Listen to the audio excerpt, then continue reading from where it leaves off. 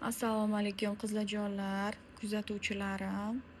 Qizlar, bu opamiz ancha oldin qoshlarini chizdirgan. Haqiqiy masterlar, men o'ylaymanki, qoshlarini polniy o'chirib, keyin chiroyli akkuratno ish qilib beradi. Chunki bular nima deydi, u rangi, bu masterni rangiga narigi masterni rangi to'g'ri kelmayapti. Mana qaranglar qizlar, rangini ola-bula. Xuddi flomasterda chizib qo'ygandek, yoshlari katta ekan. Qarang, qancha stress olishyapti, bo'g'ilishyapti. O'shuning uchun iltimos qizlar, chizishdan oldin o'chirtirib, keyin chizinglar. Chiroyli, akkuratno, o'zingizga ham klient keladi. Qaranglar, shunaqa siqilyapti bu opa. Necha marta o'chirtirdim, mana shunaqa bo'lyapti. Chunki rang-barang chizib tashlashganda, to'g'ri kelmagan umuman qoshga. Bu videoni chiqarishdan maqsadimiz haligi shunaqa aldanib bo'lmanglar qizlar.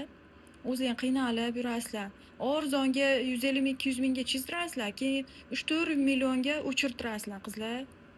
Qaranglar, mana yaqinda chizishibdi, yana shuni ustidan yana chizib berishgan mana.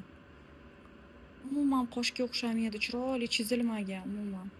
Kimnidir ishini anaqa qilishmas, lekin baribir insonmiz-ku, bir-birimizga chiroyli akkuratno ish qilib bersa yaxshi-ku.